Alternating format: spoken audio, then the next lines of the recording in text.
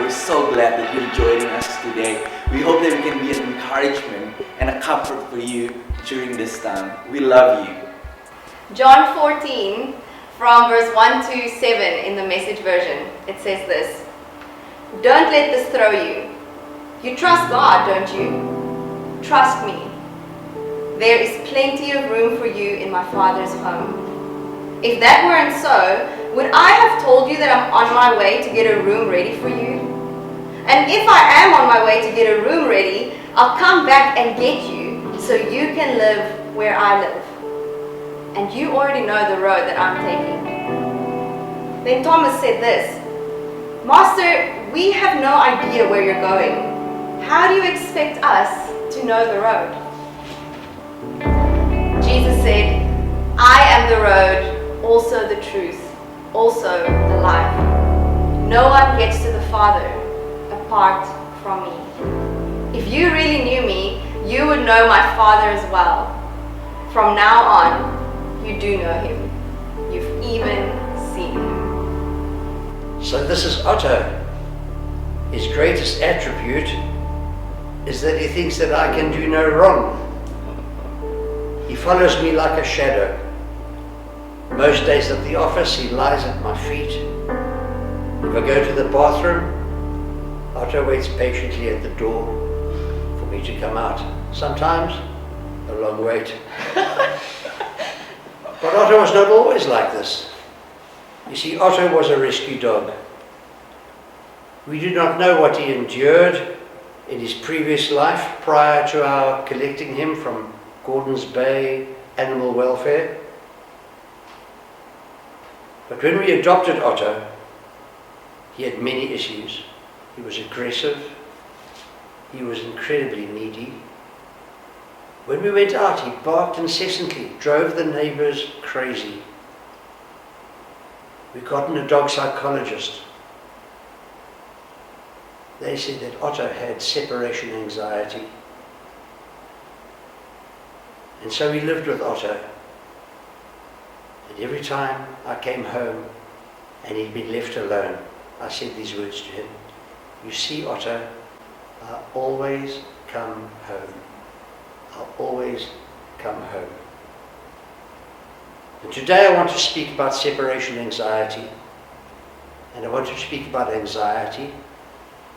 And I want to speak about fear.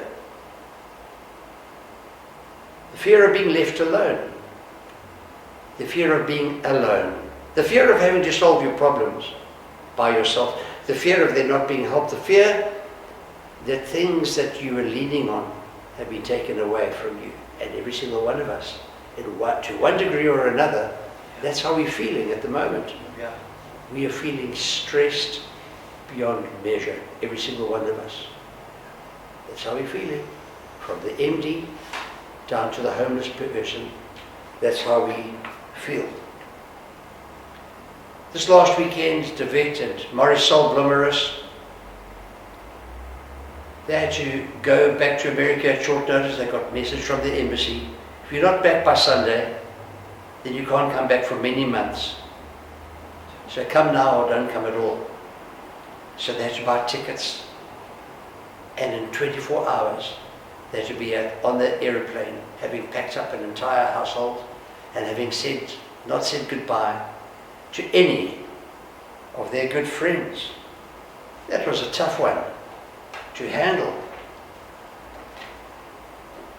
We're experiencing separation anxiety ourselves as parents and grandparents. We're not going to see our kids in the flesh for 3 weeks.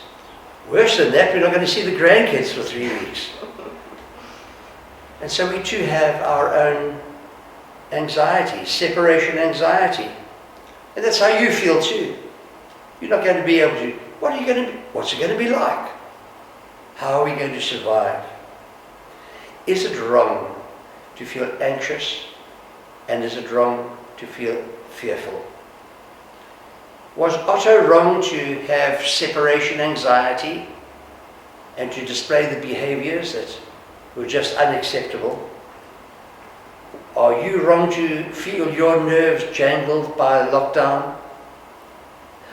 I've reached the age where they talk about the age, and then suddenly I realize, hey, they're talking about you. That's a thought to toy with. No, these things aren't wrong emotions. These are human emotions. They are wrapped up in our consciousness.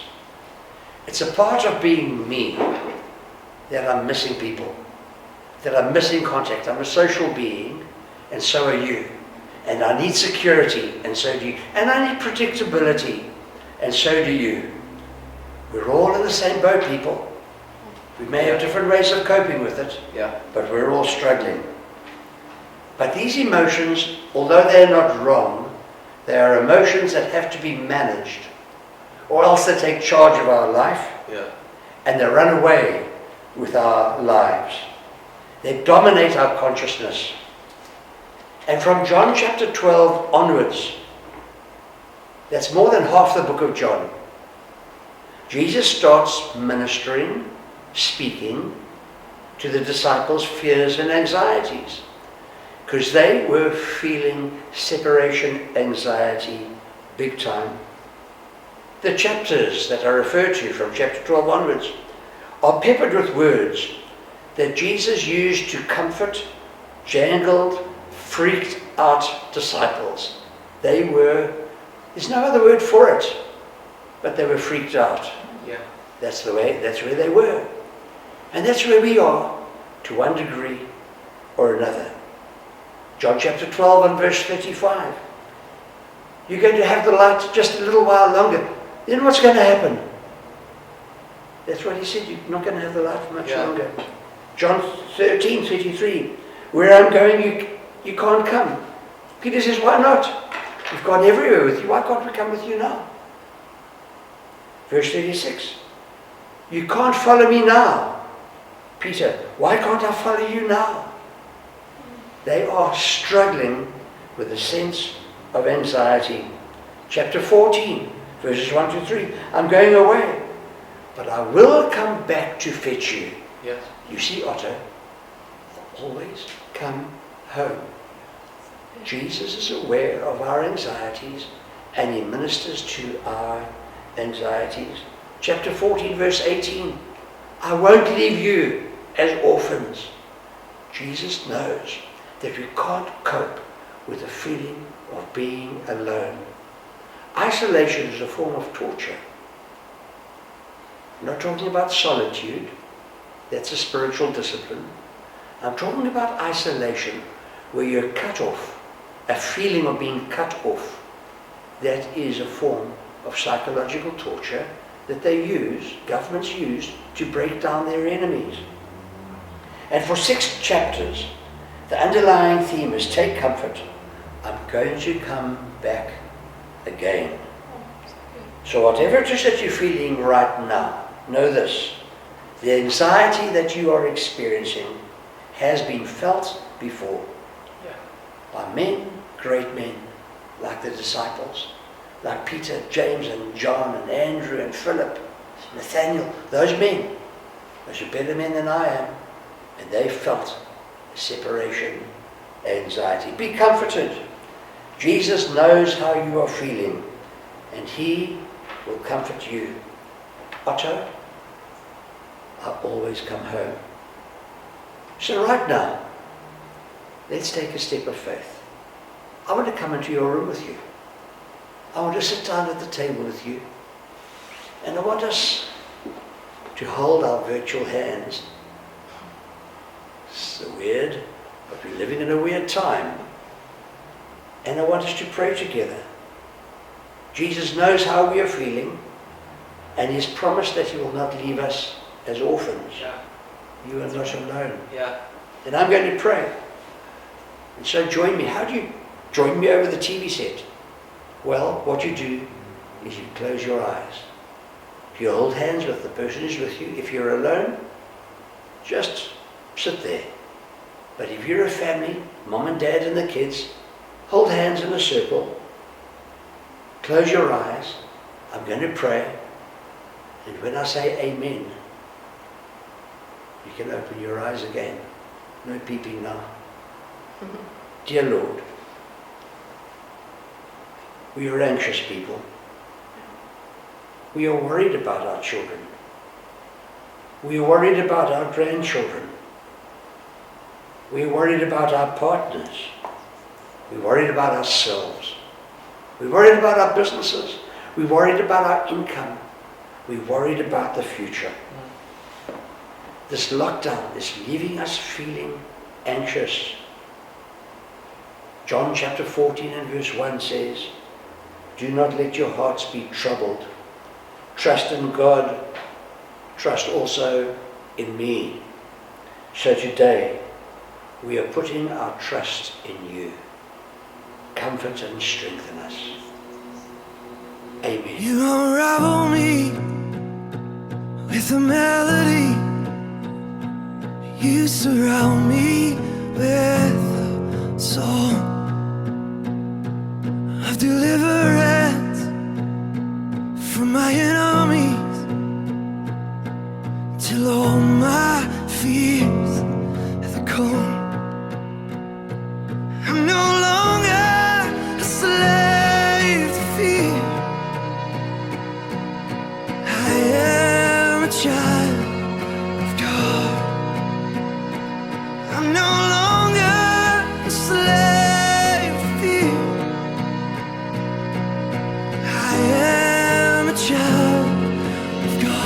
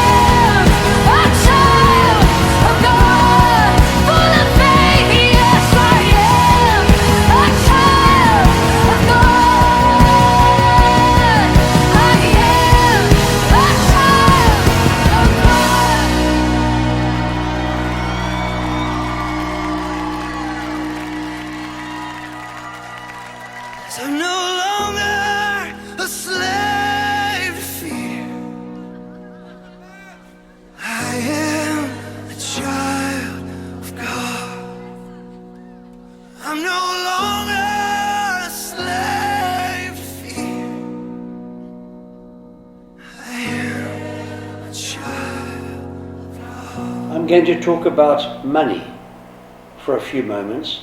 This is a test. This is a trial. We're all going through something. I spoke to the cleaner this morning and I said, what are you worried about? Are you worried about getting sick? She said, no. I said, what are you worried about? She said, the money. How am I going to cope with the money? Whether you're a cleaner, or whether you're a business owner, or whether you are a business mogul, or you are the MD, we're all worrying about the same thing. We're all going through the same test. The test about finances and economics. We're not the first to go through that test. 2 Corinthians chapter 8. And now, brothers, we want you to know about the grace that God has given the Macedonian churches. Giving is about grace. Something special comes from God. Out of the most severe trial, they were also going through a trial, their overflowing joy and their extreme poverty welled up in rich generosity. A strange chemistry that, but it came together and it landed up in generosity. For I testify that they gave as much as they were able and even beyond their ability, entirely on their own. They urgently pleaded with us for the privilege of sharing in the service to the saints. And they did not do as we expected, they did more. They gave themselves first to the Lord and then to us, in keeping with God's will. You see, trials don't make you into a different person. Trials show what sort of a person you already are. If you're a generous person, the trial will bring out your generosity, not your stinginess. And so, we're going to take up the offering. We want to stay steady. And we're going to be mindful of those for whom this can have devastating consequences. Those that are weak, those that have no resources and no one to lean on. We're going to think of them, and we're going to think of the work of God and God's faithfulness to us. And so I'm calling on you to keep on being the person you always have been. That's a generous person, the person who moves in wide open spaces. There are a number of ways to give. Via the website, via SnapScan. Let us continue consistently being who we already are. God bless you. We as a church family would like to pray with you during this time. If you have any prayer requests, please click the link below. All those things will go straight to the WhatsApp group, and we have a prayer team. They'll be praying with you. So make sure you click in the link below to send your prayer request. Your story matters to us. If you feel like God's doing something with you, in you, through you, in your family during this time, write in a praise report so we can celebrate, we can share it, so it can be encouragement to other people. So engage with us. If you're engaging with us on a social media, use the hashtag churchcontinuesonline, because that's what we're all about. Our church is not stopping, our church is continuing in a different shape. So subscribe, comment, do all those things. You know what to do, and we look forward to hearing from you.